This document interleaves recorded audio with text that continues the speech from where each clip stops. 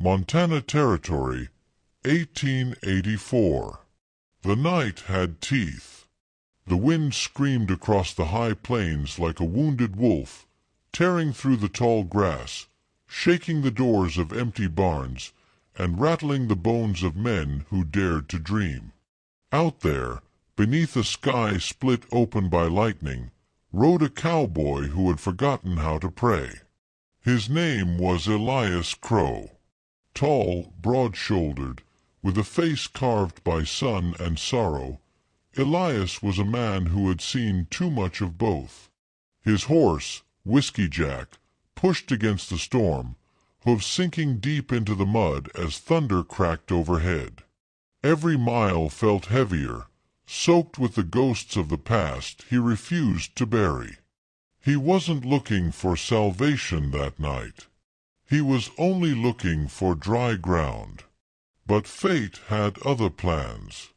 When the lightning lit the sky white, Elias saw her, a figure stumbling through the rain, clutching something to her chest, her dress torn, her hair a wild halo of golden mud. For a heartbeat, he thought she was an angel. The next, he saw the blood. She fell. Elias jumped from the saddle before Whiskey Jack stopped moving. The rain slapped his hat, drenched his coat, but he didn't care. He knelt beside her, his rough hands trembling when he turned her over. She was breathing, barely. Her lips were blue, her eyes half open, staring at him like she wasn't sure if he was real. "Help, please," she whispered. "They'll find me." "Who?" Elias growled. She tried to speak, but her voice broke into a sob. Then she fainted in his arms. Elias didn't ask more questions. He lifted her, light as a prayer, fragile as glass, and carried her to his horse. Her name didn't matter yet. What mattered was that she was alive, and someone out there wanted her dead. By dawn, they reached his cabin, a lonely place tucked between two mountains, where the river sang to no one. Elias laid her on his bed, covered her with a blanket, and fed the fire till the room glowed warm again. She woke at midday, trembling. "You're safe," he said quietly. "Where am I?" "My land. Closest town's 40 miles east." Her gaze flicked to the door, fear sharp as glass in her eyes. "You have to let me go. They'll come." Elias leaned forward, voice low and steady. "Who's they?" "The men who killed my father," she said, voice cracking. "I saw them. They burned our home. They think I'm dead." He stared at her, the way her hands shook, the dirt smeared across her face, the bruise blooming along her neck. Beneath the fear, she was beautiful, not the kind that belonged to fancy parlors or painted portraits, but the kind that belonged to the earth itself. Wild, untamed, real. "What's your name?" he asked. "Clara," she whispered. "Clara Whitmore." Elias nodded slowly. "All right, Clara Whitmore. You're safe here. No one finds what doesn't want to be found." She stared at him for a long moment, like trying to read the truth in his eyes. Something about him, the way he didn't flinch, didn't pity her, made her believe it. Outside, the storm had passed. Inside, something new began to stir. That night, while Clara slept by the fire, Elias sat by the window, rifle in hand. He watched the forest, silent now, except for the whisper of the pines. He didn't know who she was, not really. But he knew the look in her eyes, the look of someone who had lost everything. He'd worn it himself once. And somewhere deep inside, He knew she hadn't stumbled into his world by accident. She was meant to. The storm had passed, but its silence was heavier than thunder. Elias Crow rose with the dawn. The fire had burned to embers, and a pale wash of sunlight slipped through the cracks in the shutters. He stood by the window, scanning the tree line. The wilderness around his cabin was vast and secretive, the kind of place that hid more than it revealed. He liked it that way. But this morning, he didn't feel alone. Behind him, the girl stirred. Clara Whitmore lay beneath a wool blanket, her golden hair tangled across the pillow, her breathing steady but shallow. For a long while, Elias just watched her, not out of desire, but out of a strange, restless protectiveness. He didn't know her story, but he could smell danger on it. He turned away when she opened her eyes. "Morning," he said simply. She blinked, disoriented. "You stayed up all night." "Didn't feel like sleeping," Elias replied, checking the rifle by the door. "You hungry?" Clara hesitated, then nodded.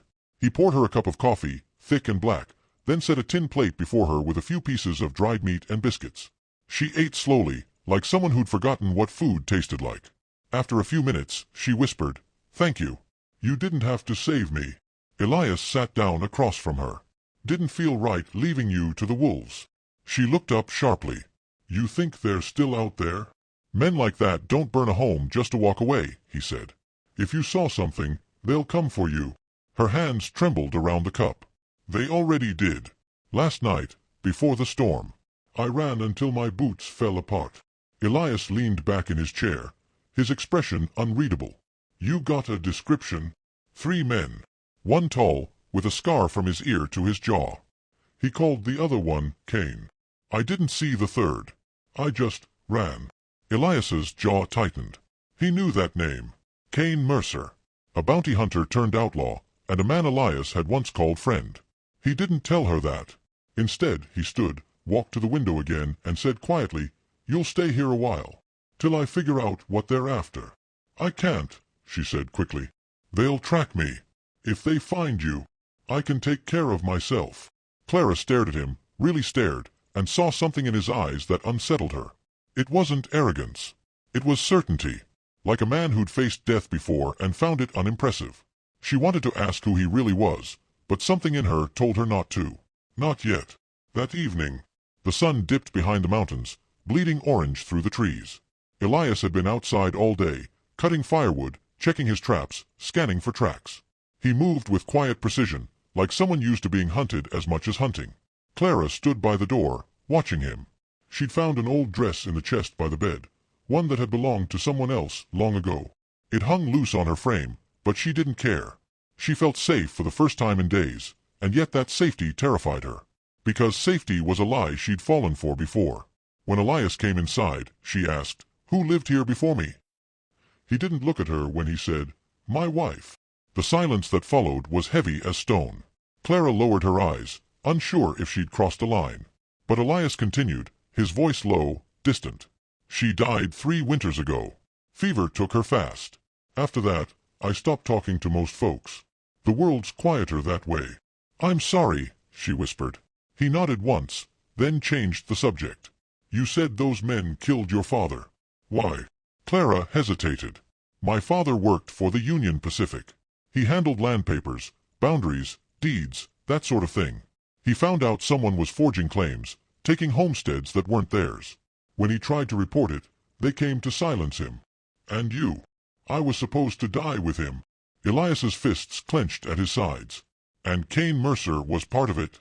"I think so," she said softly. "But I never saw his face clear. I only heard his name." Elias turned away, his mind churning. The past had claws, and it was reaching for him again. He'd once ridden with men like Cain. Before the war. Before the law turned gray and honor turned hollow. He'd buried that part of himself. Now it was knocking on his door. That night. The forest was quiet again. Too quiet. Elias sat by the fire, cleaning his revolver. Clara lay on the cot, pretending to sleep but listening to every sound. When the wolves howled in the distance, she shivered. "You ever shoot one?" she asked suddenly. Elias looked up.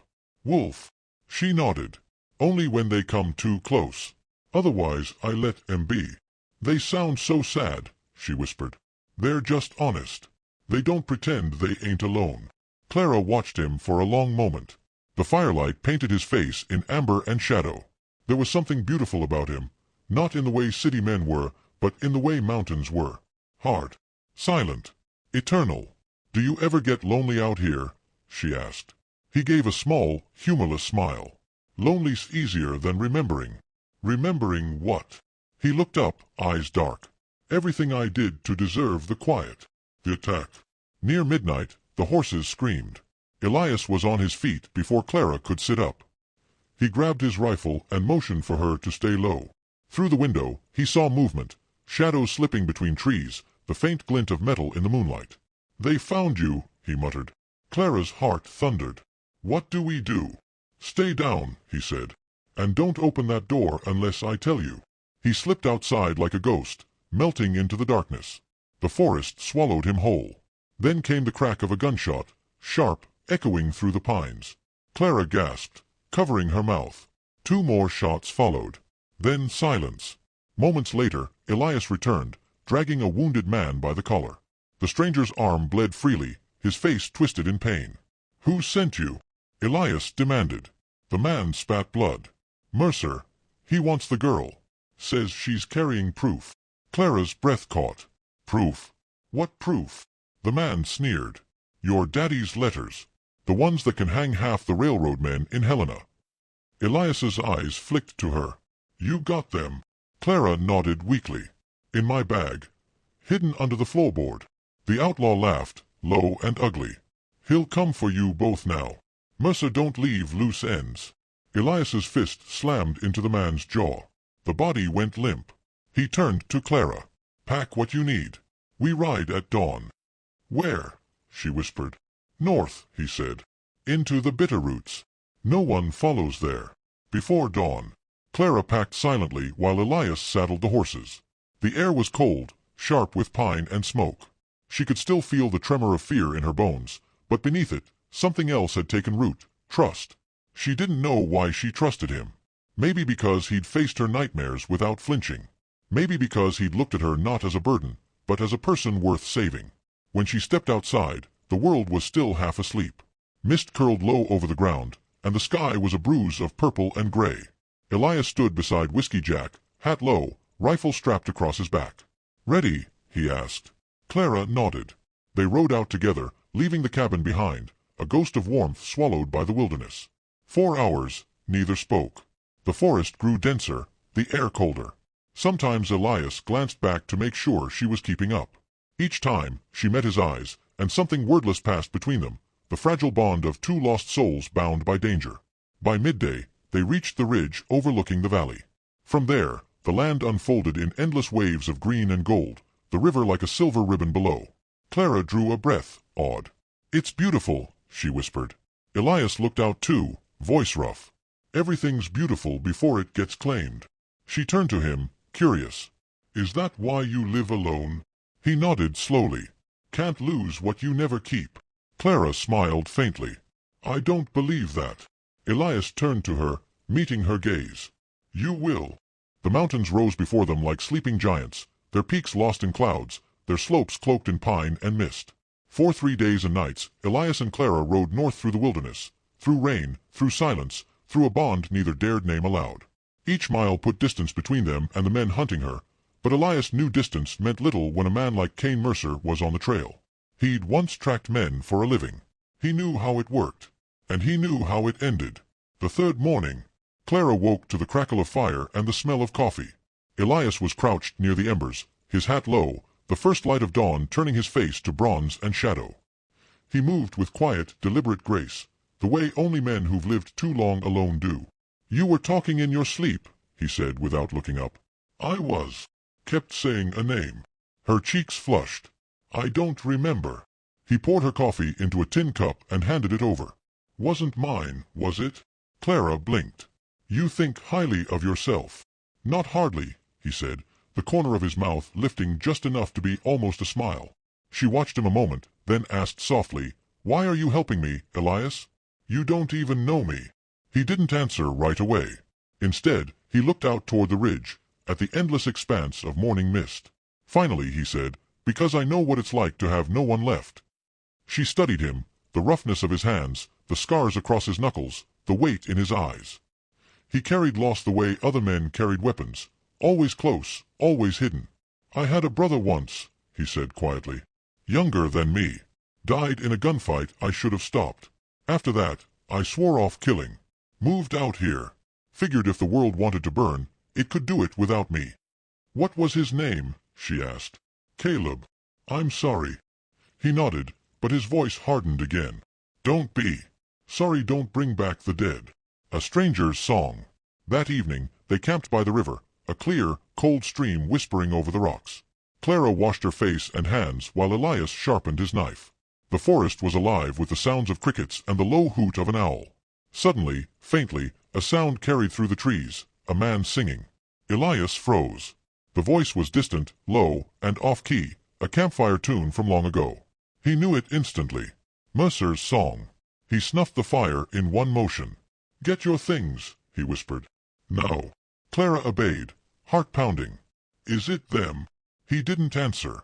Just took her hand and led her into the shadows. They crept uphill through the brush until they reached a rock outcrop.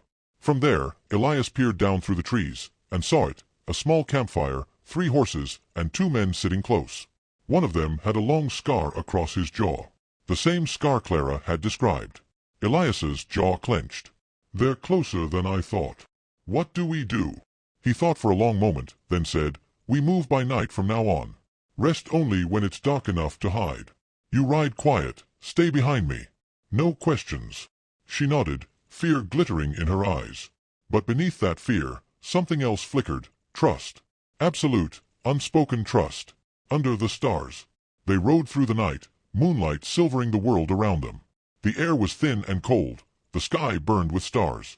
Clara's body ached, but she didn't complain. Every time she looked at Elias, tall in the saddle, his coat flaring like a dark banner, she felt a strange calm. It wasn't that she thought he was invincible.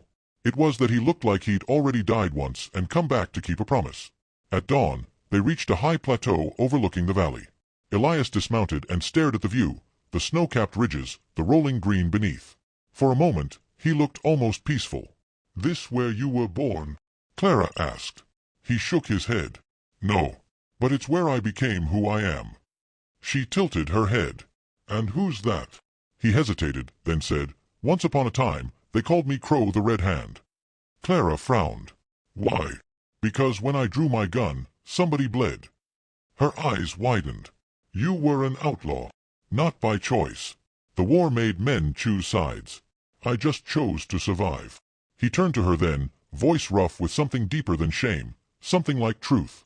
I did things I ain't proud of, Clara. Things I don't expect forgiveness for.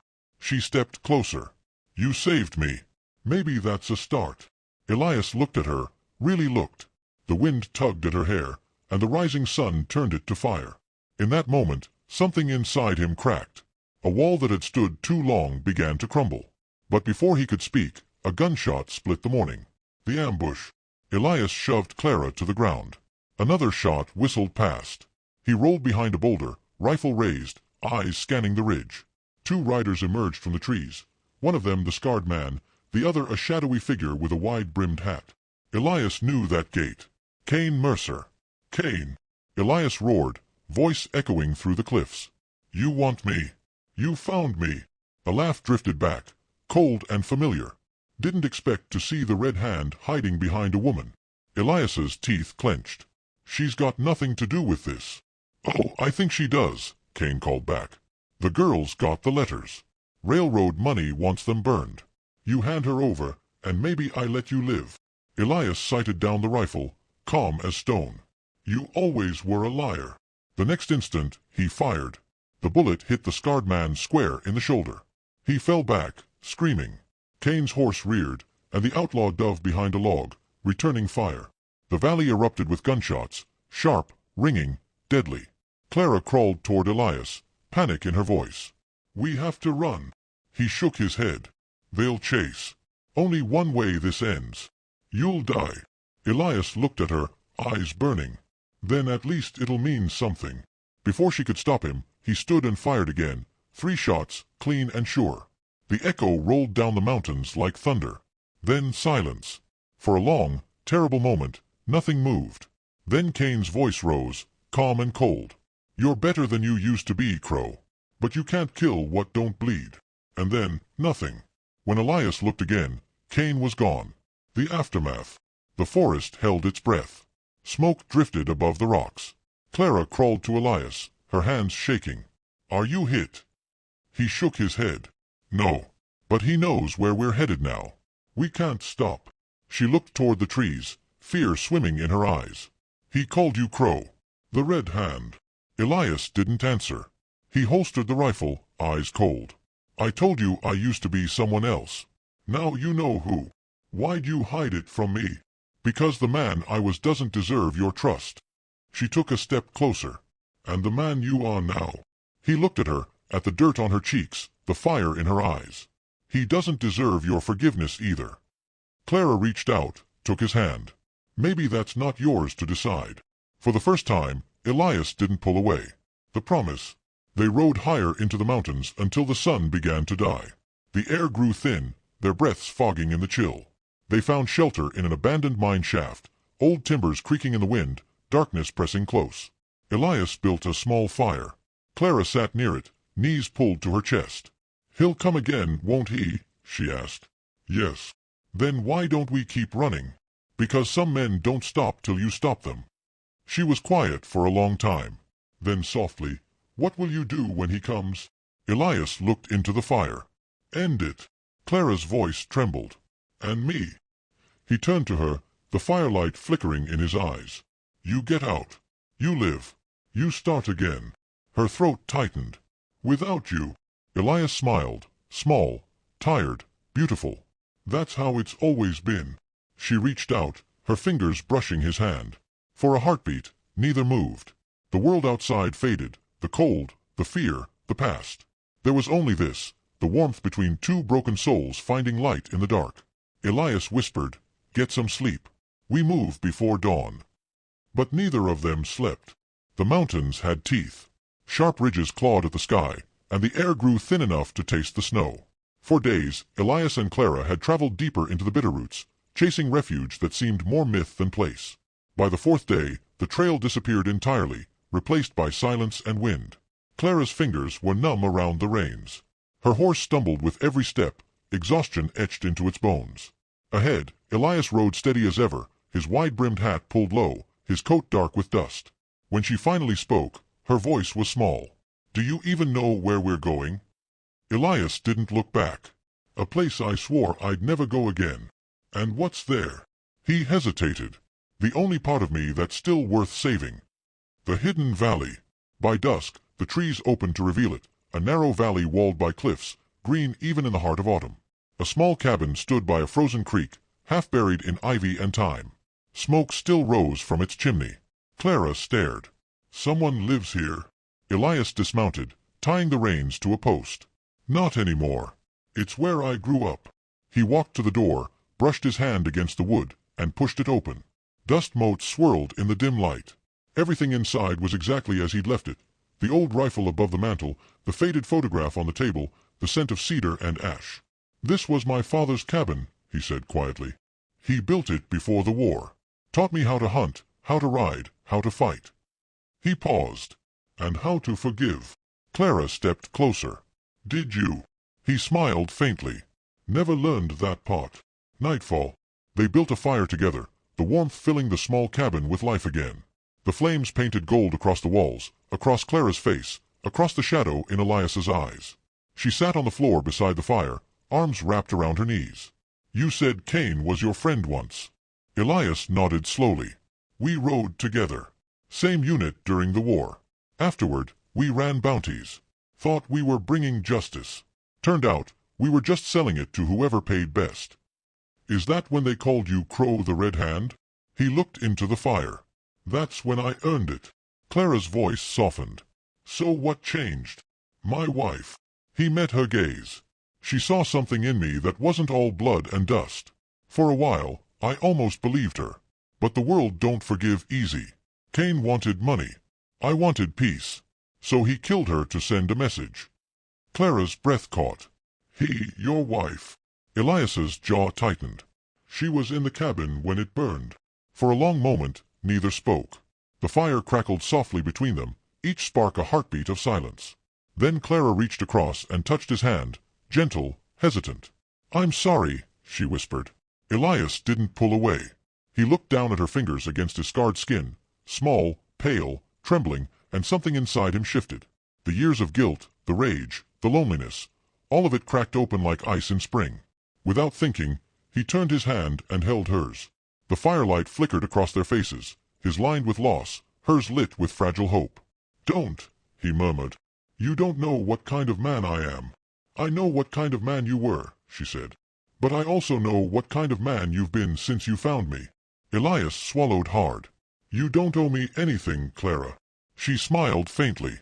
"Maybe not. But maybe I want to." The kiss. The silence between them thickened, alive with things unsaid. Outside, the wind moaned through the pines. Inside, the fire hissed and the world seemed to shrink.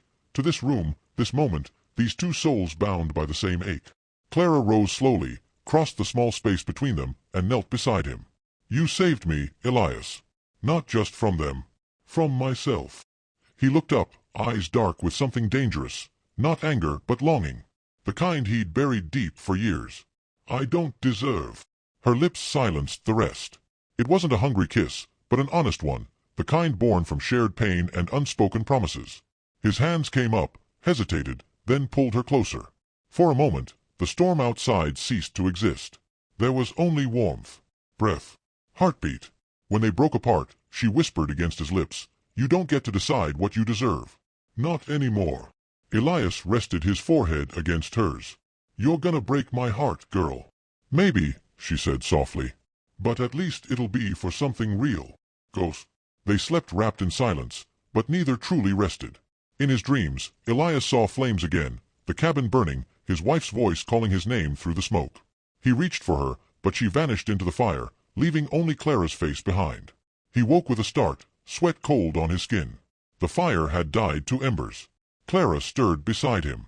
"Nightmare?" she asked sleepily. "Something like that." She reached for his hand in the dark. "You're not alone anymore." He looked at her silhouette against the faint glow of dawn. For the first time in years, the words that rose in his throat weren't bitter. "I know," he said quietly. "The trail of blood." By mid-morning, Elias was outside cutting wood when he saw it, a single hoofprint in the mud by the creek. Fresh. His blood ran cold. He followed the tracks a few yards down the bank, crouched low. 2 horses, maybe 3, headed straight toward the valley. Mercer had found them. He went back inside, calm but grim. "Pack your things." Clara froze. "What happened?" "They're close." "How close?" He met her eyes. "Too close." Clara's hands trembled. "We can't keep running forever." "I ain't running," Elias said. "Not this time." She shook her head. "You'll die." "Maybe," he said quietly. "But if I don't end this now, he'll never stop coming." Clara grabbed his arm. "Then let me fight with you." Elias looked down at her, at the fire in her eyes, the defiance in her stance. He felt something deep in his chest twist painfully. "You've got more courage than sense." "Maybe. But I'm not leaving you." He smiled, soft and sad. "Then we do it together." The calm before. That afternoon, the world held its breath. Elias cleaned his revolver, loaded each bullet with deliberate care. Clara gathered what she could, bandages, food, a knife. They fortified the cabin, sealing windows, scattering ash around the entrance to hide tracks. Then they waited. Outside, the forest was deathly still. Even the birds had gone quiet. Elias sat by the window, rifle resting across his knees. Clara came to sit beside him. "Do you ever wonder," she said softly, "if things could have been different?" "All the time." "And if we survive this, what then?" He looked out at the mountains. "Then maybe I build something new. Maybe I remember what peace feels like again." She reached out, took his hand. "And maybe you don't have to do it alone." He turned to her, eyes gentle. "You sure about that?" She nodded. "I've never been more sure of anything." The first shot.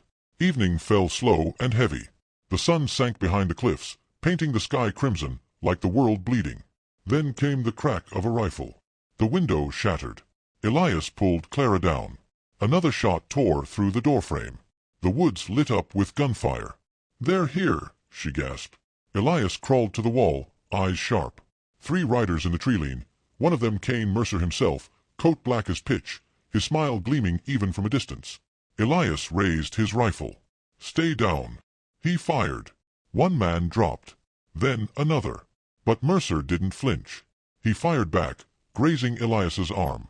Blood spattered across the floorboards. Clara cried out, grabbing a rag. "You're bleeding." "Not bad enough to stop," he growled. Another shot cracked the night, splintering wood inches from her head. Elias cursed, shoved her behind the table. "Stay here." "No," she shouted. "I'm not losing you too." Before he could stop her, she grabbed his revolver and fired through the window. The shot went wide, but it bought them a heartbeat. Elias turned, eyes blazing. "You trying to get yourself killed?" She met his gaze, defiant. "You said we do this together." For a second, despite the chaos, he almost laughed. "You're insane. Then you finally met your match." The river had always been wild, just like them.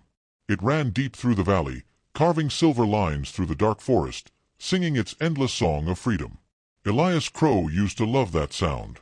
Now, as he stood on its edge, watching the dawn spill across the water, he only felt its distance. Clara wasn't there. He'd woken before sunrise, reached for her as he always did, her warmth, her quiet breath beside him, but his hand met only cold blankets. Panic came fast, sharp as a knife in his chest. Outside, her footprints led down to the river. He followed them until they vanished near the bank, where the mud gave way to stone. A horse had been here too, tracks heading north. Whoever it was had left in a hurry. For a long moment, Elias just stood there, fists clenched. The wind tore through the trees, lifting his hat brim. He knew what this was. Clara had gone to end it, to finish what she'd started, to face the man who destroyed her life. And she hadn't told him. The hollow cabin. By midday, Elias had packed his rifle, saddled Whiskey Jack, and was riding hard across the ridge. Every step pounded with one thought: don't let her do this alone. He'd taught her to shoot, to ride, to fight. But he hadn't taught her what vengeance costs. The land changed as he rode, open grass turning to harsh stone, wind sharper, colder. Somewhere below, smoke rose in a thin gray line. He knew that smell, oak and kerosene. Someone was burning something, or someone. When he reached the ridge, he saw it, the old Whitmore property. Clara's family home. Or what was left of it. The house was gone, only black bones of wood standing against the wind. But there, by the riverbank, a horse waited. And beside it, Clara. She was kneeling by the ashes. Elias slowed, watching her from a distance. She didn't move as he approached, even when his boots hit the ground behind her. Her dress was torn, her hands covered in soot. The wind tugged at her hair, wild like the day he first found her. "You shouldn't have followed me," she said, voice barely a whisper. "You shouldn't have left," he answered. "I had to." She looked up at him then, eyes wet, red from crying. "I couldn't keep hiding, Elias. I had to see this place. I had to remember what they took." He crouched beside her, quiet. The fire crackled low where she'd tried to burn the last of the wreckage. "What were you planning to do?" he asked softly. "Wait for him," she said. "Cole. He always comes back to where he wins." Elias's jaw tightened. Cole Mercer. The outlaw who led the men that killed her father. The one Elias used to ride with. It felt like the whole sky had gone silent. "Clara." Elias started, but stopped. The words were all wrong. She turned to him, tears streaking her cheeks. "I know what you're thinking. That I can't kill him. That I'm not like you. That's not what I'm thinking." "Then what?" she demanded. Elias met her eyes. "That if you do this, it won't bring him back. It'll only take what's left of you." She shook her head, voice breaking. "He already took that." And in that moment, Elias understood something cruel. She didn't need saving anymore. She'd crossed that line, same as he once did. The sound of hooves. Dusk fell fast. By the time the first stars appeared, they heard it, distant at first, then closer, the rhythm of hooves. Elias moved to the edge of the ruins, rifle ready. Clara stood beside him, pistol in hand, eyes fixed on the road. 3 riders emerged from the trees. The first one, tall, red scarf around his neck, was Cole Mercer. He hadn't changed. Same cruel smirk, same cold confidence. He dismounted, dusting off his coat like he'd come to visit old friends. "Well, I'll be damned," Cole drawled. "Elias Crow. Thought you were dead." "Not yet," Elias said. Cole's gaze slid past him, to Clara. A grin spread across his face. "And look who's all grown up. The little Whitmore girl." "Don't," Elias warned.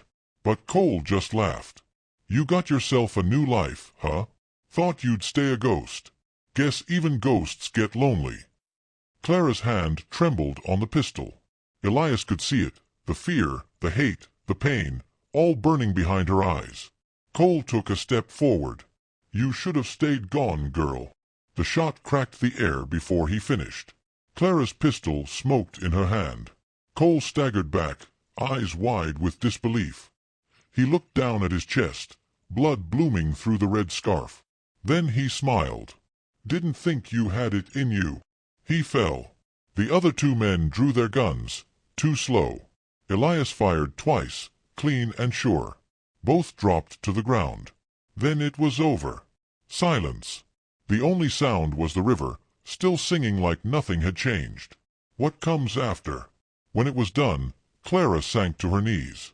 The gun slipped from her hand, clattering onto the stones. Elias knelt beside her, pulling her into his arms. She didn't cry, didn't speak, just stared at the river. "He's gone," she whispered. Elias nodded. "I thought I'd feel free," she said softly. "But all I feel is empty." "That's how it works," Elias murmured. "Revenge don't heal. It just stops the bleeding." For a long time, they sat there in the dark, her heartbeat against his chest, the smell of smoke and iron in the air. When the first light of dawn touched the hills, Clara finally looked up. "What now?" Elias took a deep breath, eyes on the horizon. "Now we live," he said. "For the ones who couldn't." She stared at him, the faintest smile breaking through the ash. "Then we go where no one knows our names." He nodded. "North, maybe. There's land there. Wild, quiet land." She leaned into him. "As long as you're there."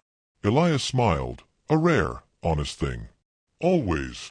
The wind picked up again, brushing through the burned fields, carrying away the last of the smoke, and with it, the ghosts. The river carries all. As they rode away, the sun rose over the valley, painting gold across the water. The river they'd both bled beside now shimmered like glass, clean and untamed.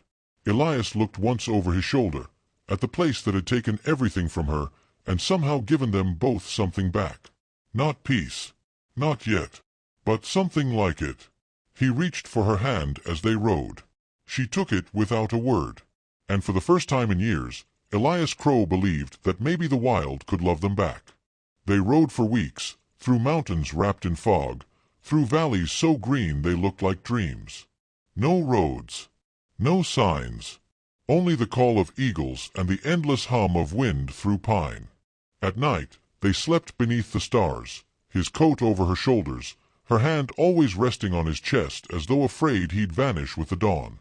Sometimes she'd wake from old dreams, fire, blood, her father's voice, and Elias would hold her until the tremors stopped.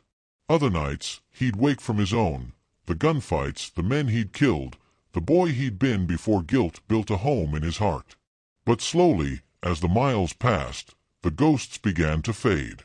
They found a valley one morning, a place where the river split the land like a ribbon of silver, where wildflowers grew knee-high and the air smelled of rain. Clara looked around, eyes shining. "It's beautiful," she whispered. Elias smiled. "It's ours." And so they stayed. The home out of nothing. It wasn't much at first, a small cabin of rough-hewn logs, smoke curling from the chimney, a wooden fence half-finished. But to them it was a kingdom. Elias built the walls. Clara painted the shutters. He hunted and trapped. She planted and gathered. They spoke little during the days. Words weren't needed when you could hear love in the silence between chores. Sometimes, when the dusk painted gold across the grass, Clara would sit by the porch and hum softly, old lullabies her mother once sang. Elias would watch her from the field, the evening sun tangled in her hair, and think she was the most beautiful thing the wilderness had ever made. He'd thought he was done with love. But love had been patient with him. It had waited, hidden in storm clouds and long winters, until he was ready to be found. The letter they never sent. Spring came again, soft, slow, and full of color. One morning, while Elias was fishing by the stream, Clara came running down the slope, her laughter brighter than the sun. "Elias, there's a rider from the south." He turned. A man on horseback was crossing the ridge, holding a small leather satchel.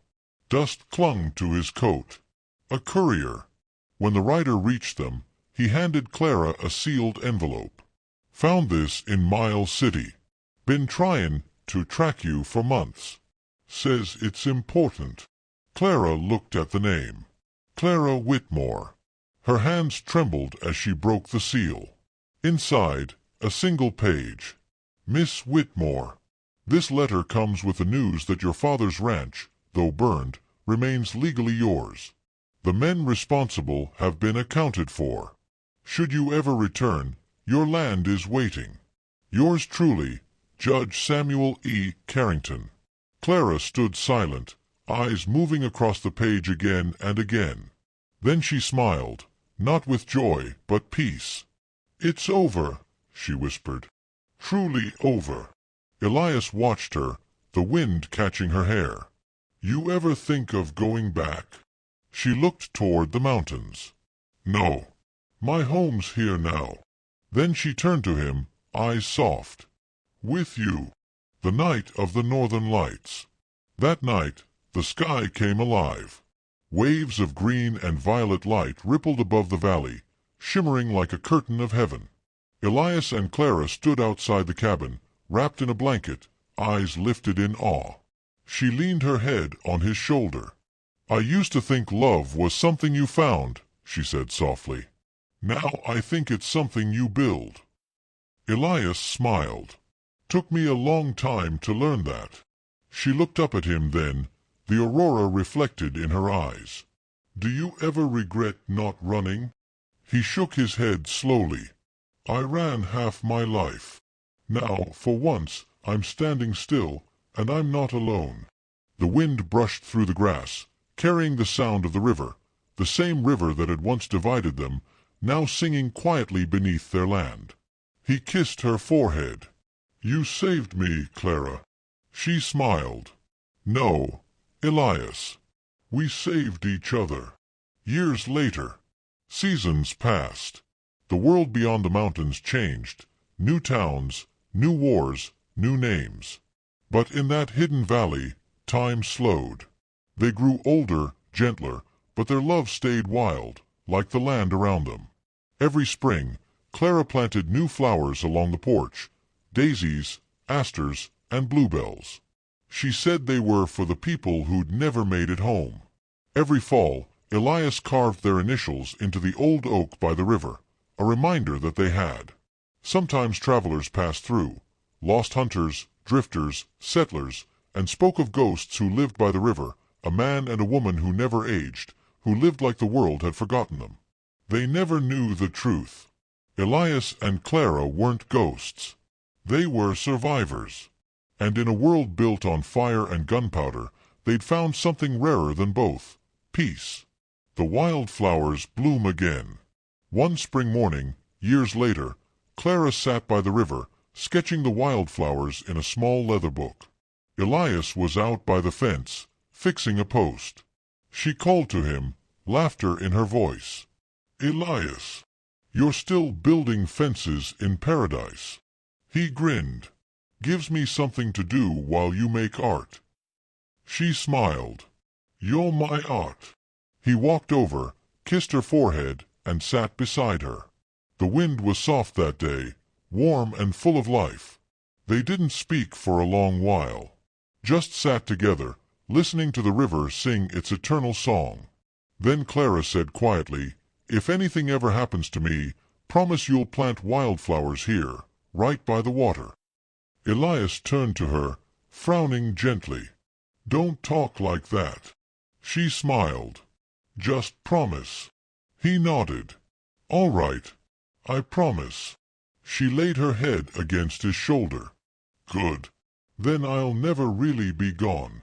Epilogue. The Wild still remembers. Years later, travelers found a small cabin in the valley. Empty, quiet, untouched by time. By the porch, wildflowers grew thick and bright, blooming every spring no matter the weather. Inside, on the old wooden table, lay a leather-bound sketchbook. Its first page read, "To the man who found me in the storm and stayed. Clara Whitmore Crow." And outside, under the oak by the river, 2 initials carved deep into the bark. E+C. No dates. No gravestones. Just the land, their love written across it, forever. Because some love stories don't end. They just become part of the wilderness.